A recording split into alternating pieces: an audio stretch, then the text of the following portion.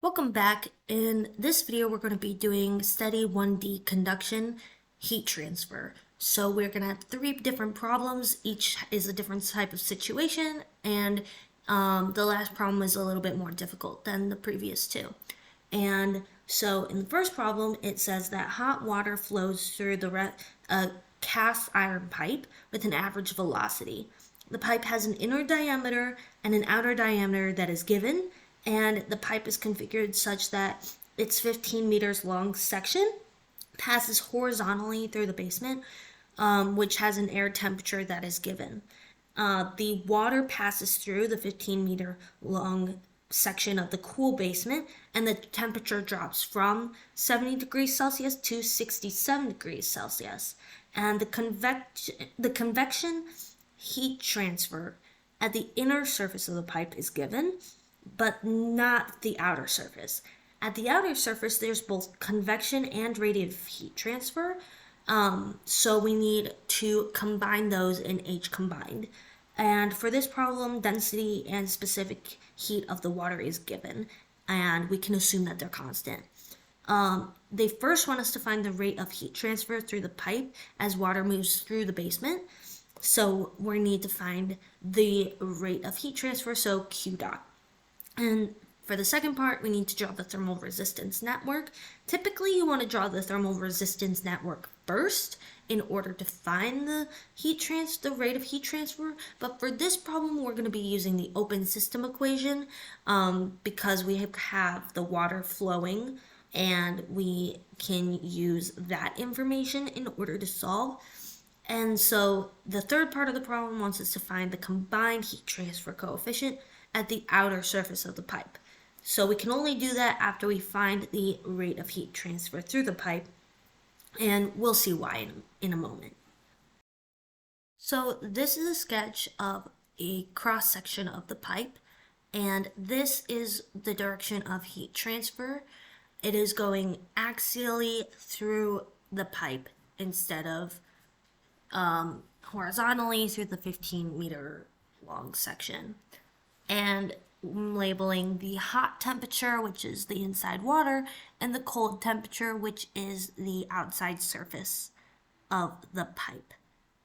So they told us several pieces of information, such as the conductivity, the density, and the average velocity of the water moving through the pipe, and the heat, the specific heat of water.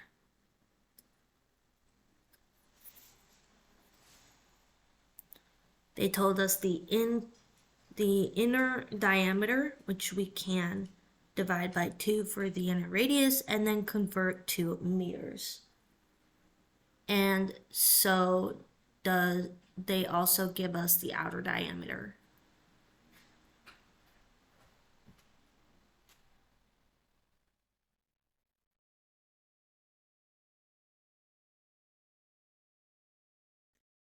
And the length of the pipe is 15 meters. And the heat transfer coefficient is 400. And that's at the inner surface of the pipe. We can make several assumptions. They told us to assume that density and specific heat are constant, so we can assume that. We can also assume constant thermal conductivity K.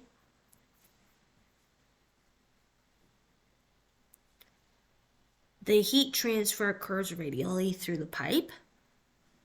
These are, so far, mostly things that they've told us, but we need to list them as assumptions. And when finding H combined at the outer surface, the temperature of the water is average, and it's 68.5 degrees Celsius. This one you don't need to list. This could be seen as a given, but I am making this as an assumption.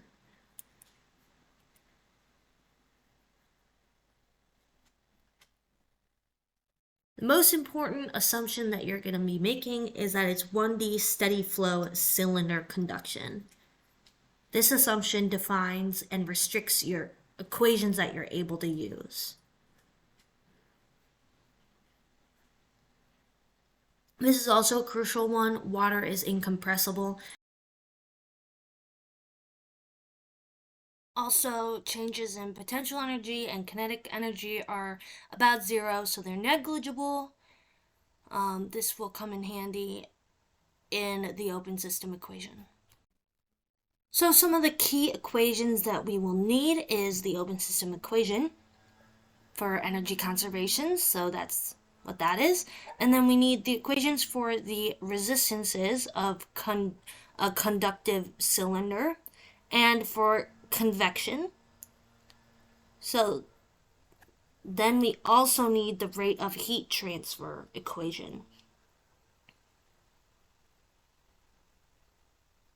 The rate of heat transfer equation takes two different temperatures and then divides it and takes the difference and then divides it by the resistance between them. So it doesn't have to be from the one ambient temperature to the other, like in the equation above.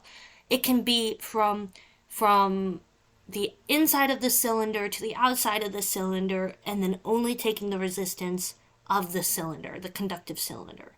That works as well. So if we're starting with the open system equation, the rate of heat transfer or the rate of energy change is zero. The work rate is zero. Kinetic and potential energy is changes are also zero. So that's why all those terms go to zero. And that simplifies down to the mass flow rate times the difference in enthalpy. And this is why it's important that it's incompressible. We can take the difference in enthalpy and equate it to the specific heat of water times the difference in the temperatures. And the mass flow rate is equal to the density times the area times the velocity. So that's why they gave us the average density, and we can find the area that the water flows through, and that's only through the center of the pipe. So we need to take the inner radius squared, and then we multiply by average velocity.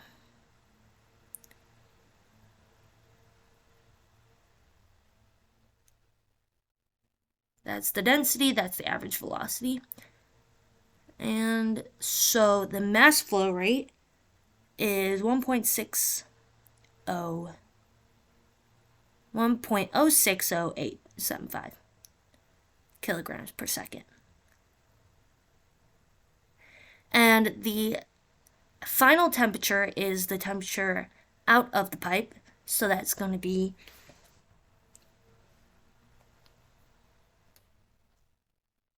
It's going to be 67 because the water is cooling. So we take the mass flow rate, which we just found, multiply it by the specific heat, multiply it by 67, and then the initial temperature that it is before it goes into the basement is 70 degrees. So we subtract that. So this is the axial heat transfer, heat loss term, but we need to find the mass flow rate through the pipe and thus the temperature difference through the pipe using the open system equation to find it. So this term should be negative. That's a typo. So now we're finding the resistance, the thermal resistance network. So we have the pipe, and inside is the temperature of the water, then the hot temperature, then the cold temperature, and then the ambient air temperature.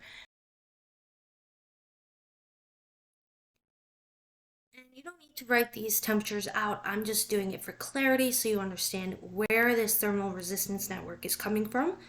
And then I drop these lines down so that I get a kind of an idea of where one resistance should start and when one resistance should end. And the scale of it doesn't really matter as long as you have the resistances in parallel and in series where they need to be. So at first we have our convective water because water is flowing, and then our conductive cylinder because there's no fluid flowing, so it's conductive and it's also a cylinder, and then our convective air on the outside. So now that we've found the thermal resistance network, let's find the heat transfer combined on the outer edge of this system. So we know that the rate of heat transfer takes a difference in temperatures over the resistance between them. Rearranging for the resistance between them, we get this equation. And the reason why we rearrange for the resistance is because H combined is a term within the resistance, as we'll see in a second, which we're finding H resistance. So I'm just simplifying it a little bit beforehand. So our convective water is that term. And we have our H convective, which was given. And then we need to add to it, because it's in series, H conductive, or our conductive cylinder. And then we add our convective air to it, which is this term, and they're all in series. And the area for the convective air term is pi times the outer diameter. This is the surface area along the length of the cylinder. This is a key thing to remember, that when you're looking for the area for convection on the outer surface, you need to use the surface area along the cylinder itself.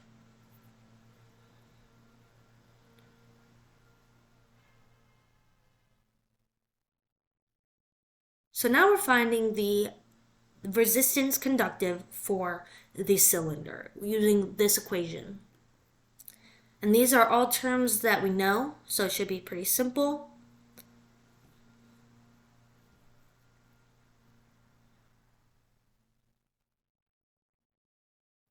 $15 meters long, and the heat transfer, or the thermal conductivity, is 52.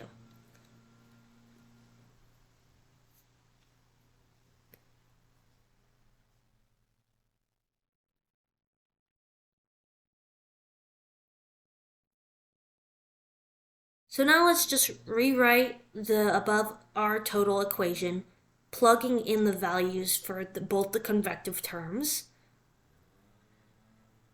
So we know H convective on the inner surface is 400. We also know the inner radius.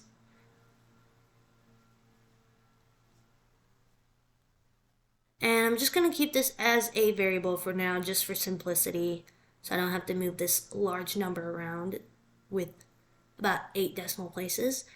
And then our convective air needs the term H combined in it, because the heat transfer coefficient, H, needs to have radiation and convection on the outer surface of the cylinder. So that's why H combined is for our convective air. Now I'm just rearranging this equation from the top, plugging in R total, and rearranging it for H combined.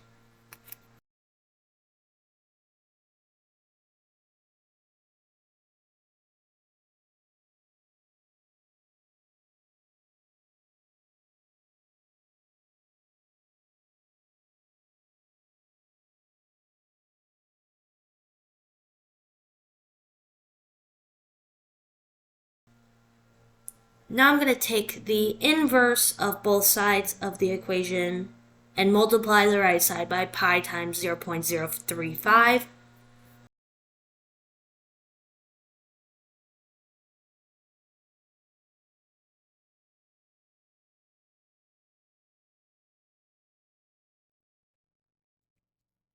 We've already found our conductive cylinder. We know the temperature of the water. They gave that to us as an average value. And we also know the ambient air temperature. And this equates to 272.8. So that is the heat transfer coefficient combined. So what we've done to solve this problem was use the open system equation to find the rate of heat transfer, and then use the rate of heat transfer to rearrange for the value of H combined, because H combined is within the total resistance. This problem considers a 4-meter high by 6-meter long wall, which is constructed using 2 large, thick steel plates separated by steel support plates placed 99 centimeters apart. The remaining space between the steel plates, the support plates, is filled with a fiberglass insulation, and the temperature difference between the outer plate and surface in contact with air and the inner steel plate surface in contact with air is given, and it's 22 degrees Celsius. They first want us to draw the thermal resistance network required to calculate the rate of heat transfer through the wall, and they also want us to determine the rate of heat transfer through the wall. And then they also ask if we can ignore the horizontally running steel plates between the vertical steel plates in heat transfer analysis. This is an up-close view of the diagram itself. And I'll redraw this in a moment. So they gave us a lot of information. So let's draw a sketch and write out all our givens. So we have this wall, this structure made out of different materials. It is 4 meters high and 6 meters wide. And then this is just one section of it. So we're going to have 4 of these, and then we're going to ignore the bottom support beam, the horizontal one. So that is the 2D version of that top section. So I've labeled each of the materials 1, 2, 3, and 4, so we can easily distinguish which areas are associated with which geometry. Because the hardest part about these type of problems is finding the correct area for the equations. The area in the equations that we need is the area normal to the direction of the rate of heat transfer. So that seems simple, but it's very easy to mess up or to forget. So we have the length of the plate, and we also have the heat, the thermal conductivity of the steel. So the steel is in sections 1, 2, and 4. And then the insulation thermal conductivity is in section 3. So K3 is different than the rest of the problem. We were also told that the temperature difference between the outer surface of section 1 and the outer surface of section 4 is 22 degrees Celsius.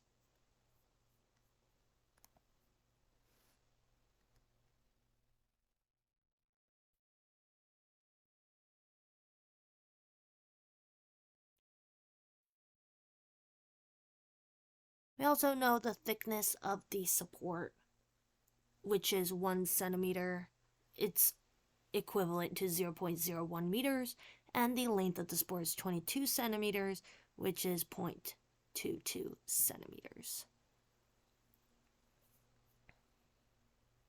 So visually on the diagram, that's where those 2 dimensions are. The support is section 2. And the gap is 0.99 meters. And that's the height of the insulation. I just called it gap instead of height so that it's more clear what it's referring to. And the key assumption that we need to make is that it's 1D steady flow conduction. This will allow you to use the Q dot equals change in delta T or delta T over the total resistance. And it is a plain wall, and we have constant thermal conductivity K. The key equations that we're going to be using is the Q dot equation, which we can use because it's 1D steady flow. And we can also write down the general equation for 2 resistors or 2 materials in parallel. So that's material 2 and 3. Because heat transfer is going from left to right, these 2 are in parallel with each other with respect to the direction of heat transfer. So let's do the analysis. I'm just going to take the diagram from before and draw the thermal resistance network with respect to it so that you can see visually where one resistance is versus the other and compared to the diagram itself.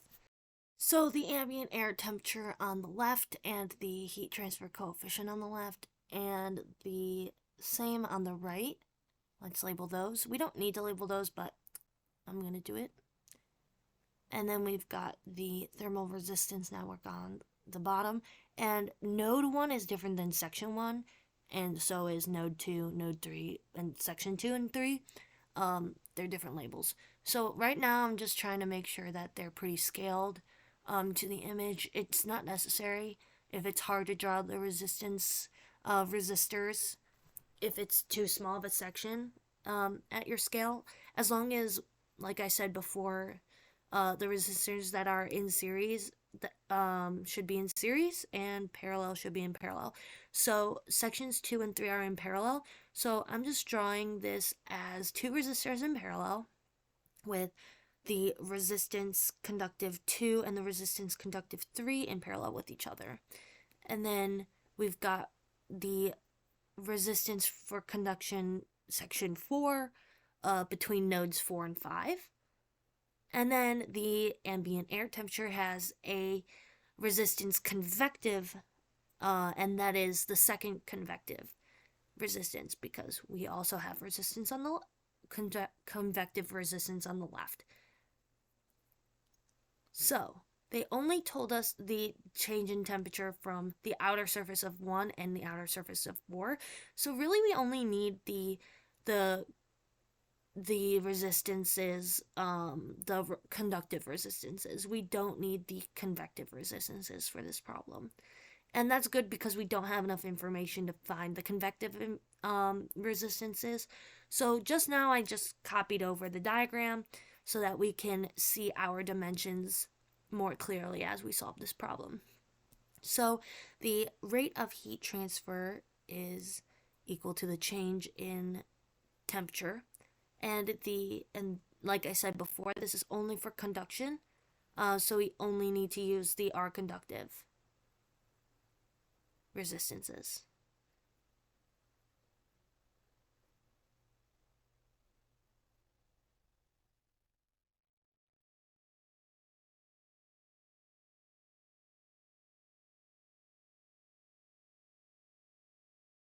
So I just stated that verbosely.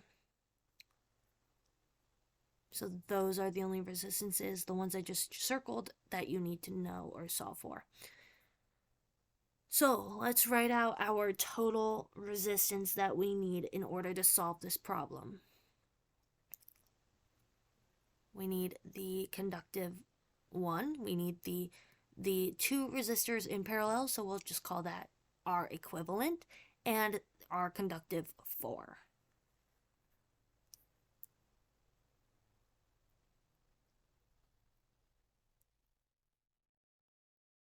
We know that R conductive 1 is the same as R conductive 4 because they are both steel, so they both have the same thermal conductivity, and they both have the same thickness, or should I say length, which is the direction, the length along the direction of heat transfer. So they are the same, and so this R tote should also be equivalent to 2 times R conductive 1 plus the equivalent resistance. And the equivalent resistance, using the equation from the equation section, is equal to the inverse of the resistance conduction of 2 and 3 added together. And we know that the value of R conduction 2 and R conduction 3 are these. So taking the inverse of that and putting it into our equation,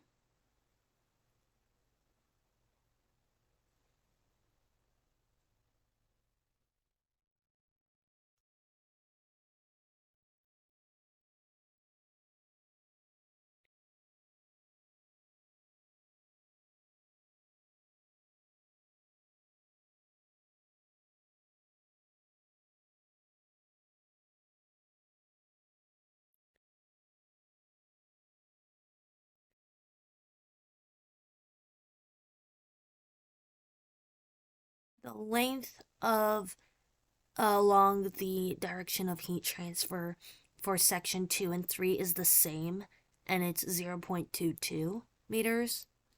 And we know the thermal conductivity for steel and the thermal conductivity for insulation, so we can solve this problem. And I'll come back to how we find the areas for both of these um, in a moment. That it's the most crucial part, so I suggest knowing that. So now we're gonna find the total heat transfer, the rate of heat transfer. So they gave us the change in temperature, and we've just found the equivalent resistance. So now just plugging in for the R conductive 1 and R conductive 2, we know that they both have the same length and thermal conductivity. So I just did 2 times the equation for R conduction, and then added the equivalent resistance. That is the same as R total. So the values for the length along the direction of heat transfer is both 0.008, and they both have 15 for their thermal conductivity, and their area are both the same, and I'll go up here and explain that. So the area is the area normal to the direction of heat transfer, so that's going to be the height times the width. So it's 1 meter times 6 meters. And that's the 3D version. So we have the width and the height. So the total area for both surface 1 and surface or section 1 and 2, and I'll draw it again here, is just 6. It's the area normal to the heat transfer.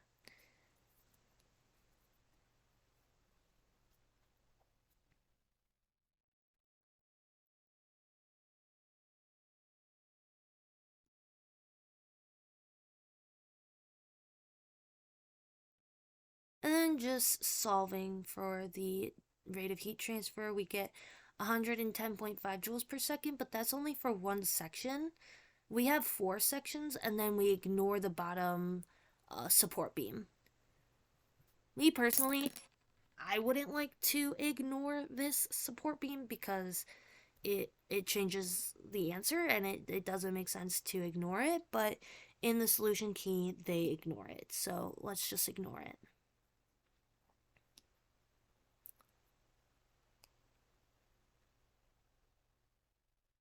So that is the total rate of heat transfer through this composite wall. So let's explain where areas 2 and 3 come from, because as mundane as this concept sounds, it's actually where the most errors come from. So area 2 is this area. It is the area perpendicular to the rate of heat transfer.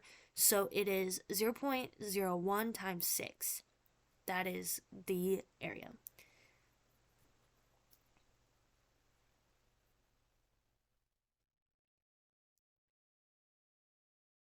So that will be 0.06.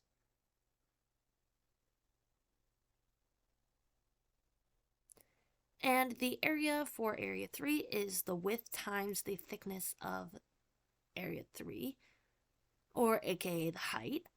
And so I just highlighted that area. So we need the height, which is 0.99 meters, and the width, which is the same. So I'm just going to relabel this height because it makes a little bit more sense. As long as you have the geometry the same or correct, it doesn't matter what you label the width or the height. The width could be the length. Like, as long as you keep these values organized in your mind. The L is supposed to be the length along the direction of heat transfer, and area is the area perpendicular to heat transfer. As long as you keep that correct, you will be correct. And area 1 is just combining area 2 and 3 together. Area 1 and area 4 are the same. So that is area 1, and area 4 is 6. So that's where areas 2 and 3 come into play. And it may seem simple, but really understand that. So for this problem, we use the thermal resistance network in order to find the rate of heat transfer, because we were given a change in temperature and all we need to find is the resistance between that rate of temperature. In the last problem, we needed to find the rate of heat transfer using the open system equation, because we were given the information to solve it that way.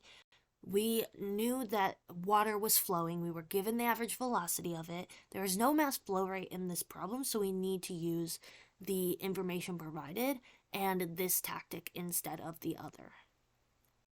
Okay, so problem 3. They want us to consider a standard construction wall made up of brick, insulation, gypsum board, and steel. So this problem is different than the last because now we have a lot of different materials, and they're of different lengths as well, and thicknesses. So we need to keep really good bookkeeping of all of our areas. Specifically for this problem, it will get a little bit messy if you don't. And they give us the interior part of the wall, heat transfer or thermal conductivity and thickness, and the inner part of the wall is made of gypsum, and they also give us the necessary information. And connecting the exterior of the and interior of the walls are a combination of rectangular steel support beams and insulation, just like the last problem. And these steel support beams have a thermal conductivity of 50, and they give us the dimensions of both of those sections. And we can assume repeatable sections of the wall, measured to 1 meter squared. They want us to find the thermal resistance network needed to calculate the rate of heat transfer through the wall and to determine the temperature on the interior of the brick surface T3 when T1 and 4 are known. So just taking a closer look at the diagram, we've got gypsum on the left, we've got brick on the right, and T3 is what we're solving for in the second part of the problem. T1 and T4 are given. So first, let's just think about how we're going to solve this problem. We're going to find the thermal resistance between 1 and 4 and between 1 and 3, and find the rate of heat transfer between 1 and 4, and then set both the rate of heat transfer from 1 to 3 and 1 to 4 equal to each other, and then solve for the temperature at surface 3. If this doesn't make sense right now, don't worry. We're going to do it step by step, and then hopefully the process makes sense afterwards. A lot of problems will use this technique, so it's important to know. So in the problem statement, it said that this repeatable section has a cross-section area of 1 meter per sec, or 1 meter squared. And that doesn't mean that the width and the height is equal to 1. That just means that the total area equals 1. So we have to be careful about that. So let's write out all our givens in sketch. So we've got gypsum on the left, we've got brick on the right, insulation in the middle, and steel support beams horizontally between the gypsum and the brick. And one section drawn out bigger leads to that. And we've got the thickness of the steel support beam and the thickness of the insulation, which is known. So let's just label that and label all the nodes for our thermal resistance network, which we will draw later. And the thickness between 3 and 4 is equal to that. And the thermal conductivity of brick is also given. And the thickness between 1 and 2, which is the gypsum, is 0.01 meters. And we've got the thermal conductivity of the gypsum as well.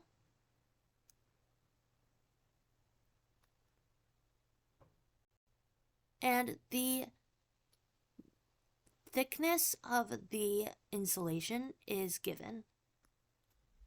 And the thickness of the insulation and the thickness of the steel support beam is the same, but they have different thermal conductivities. The steel has 50 and the insulation has a value of 0.03. And the height or the thickness, it doesn't matter what you label it. I called it LB because that's what they said it was. is 0.005 and the thickness of the insulation is 0.6. Don't get confused. They labeled it LB. I typically reserve that variable for the length along the direction of heat transfer, but in the problem statement they don't always tell you, they don't always label it correctly. You just have to know, okay, which way is heat transfer going. This is labeled L, but it shouldn't be treated as the direction in which heat is being transferred. Now we can make some assumptions. They told us that it is okay to make the assumption that you have repeatable 1 meter squared sections. This is crucial. 1D steady flow plane wall conduction, constant thermal conductivity K, and one that might be overlooked is that it's isothermal at 1 and 4, nodes 1 and 4. That's important. And some key equations that we will need is the rate of heat transfer equation, which takes two temperatures and it finds the difference and then divides it by the total resistance between them. So in this problem, like I said before, we're going to take the difference between temperatures 4 and 1 because we know those temperatures, find the resistance between 4 and 1, and that is equal to the temperature difference between 3 and 1. We know temperature 1, we're finding temperature 3, and we're going to find the resistance between 1 and 3. And because the heat transfer is steady, we can say that those two things are equal to each other. And so that's how you solve the problem. And we also have the equations for the resistance, conductive and convective. So solving this problem, they first want us to find the thermal resistance network.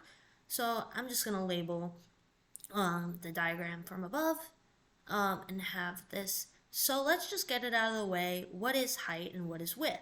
So we know LA and LB added together gives us the height. And we know the area, which is 1, and then we multiply the height times the width, and that gives us the width. So just because the area is 1 doesn't mean the height and the width are also 1. You have to be careful about that. So yeah, let's just label that here so that we don't forget those values, because those values are important for finding the area of sections 1 and 4 specifically. So first, let's find the thermal resistance network. That's node 0, node 1, node 2, node 3, 4, and 5.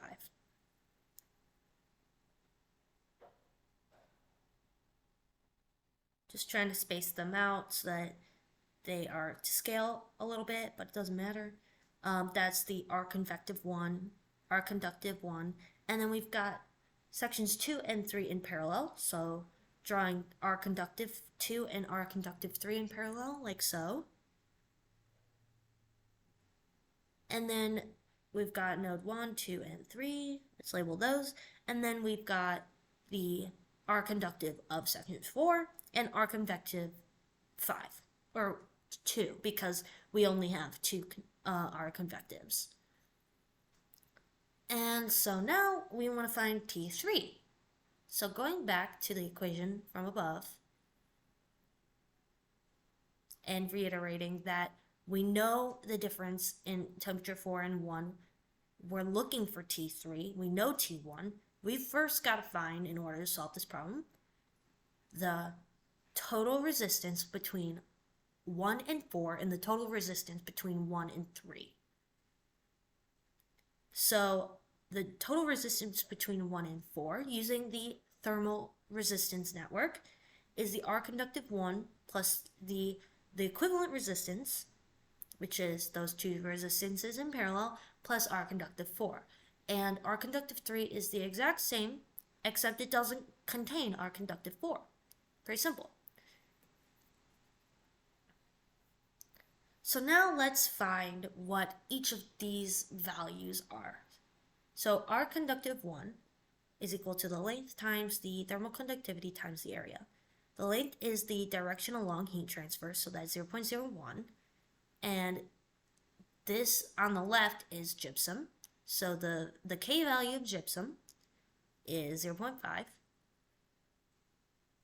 And the area of section 1 is this, the height times the width. So area 1 is the same as area 4. So we've got 0.02.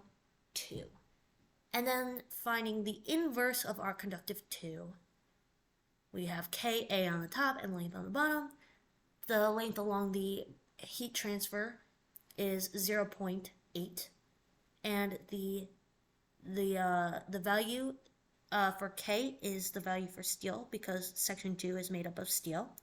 And then the area, you might want to do this, right? The height times the width. But that's not the area perpendicular to the rate of heat transfer. This is the area perpendicular to the rate of heat transfer. Heat transfers from left to right. So we need this area right here. So we have LB times the width. So LB times width. And we know LB and we found the width, so let's find the inverse of our conductive 2.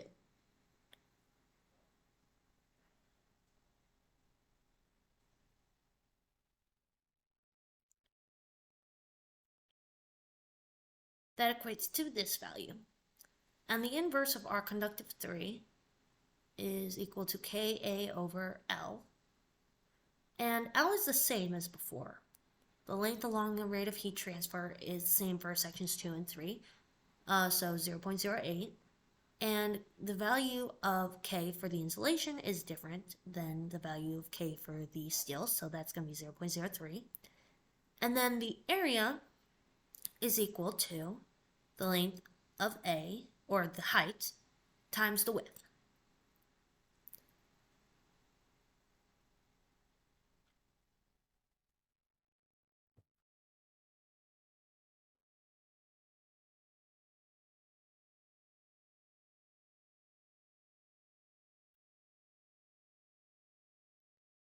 And finally, let's find the R conductive 4, so L over Ka, because we're no longer doing the inverse, where the length along the heat transfer is 0.1.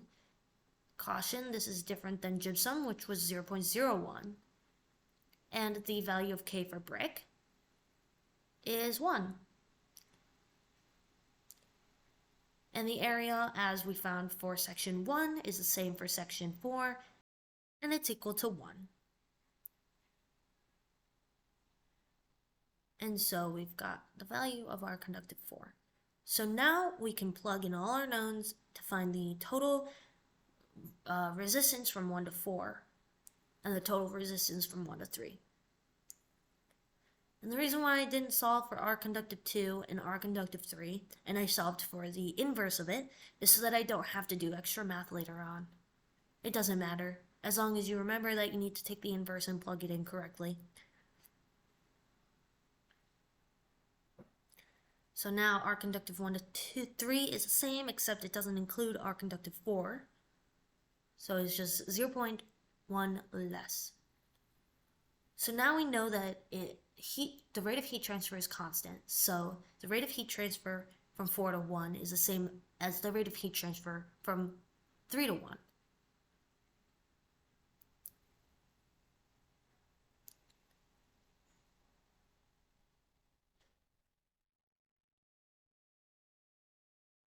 So heat transfers from hot to cold. So we've got the higher temperature minus the lower temperature over the total resistance between them. And the rate of heat transfer from 1 to 4 is this value. So now we can plug that in and set it equal to the difference between the temperatures from 3 to 1 and the resistance from 3 to 1. We know the resistance from 3 to 1. We just found the rate of heat transfer from 1 to 4, which is equal to the rate of heat transfer from 1 to 3. So I just plugged that in. And we know temperature at location node 1.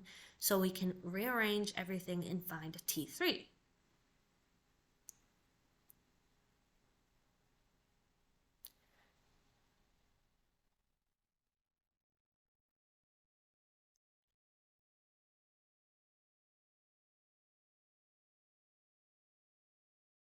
So that's 30.01 degrees Celsius. So I'd say the main idea of this problem is recognizing that rate of heat transfer is constant between two nodes and two other nodes. And so if you find the rate of heat transfer between two known temperature locations and you're solving for the temperature at a different location, you just find the two resistances between both of those respective locations and then rearrange for that location that you're solving for. Thanks for watching, and remember to like and subscribe.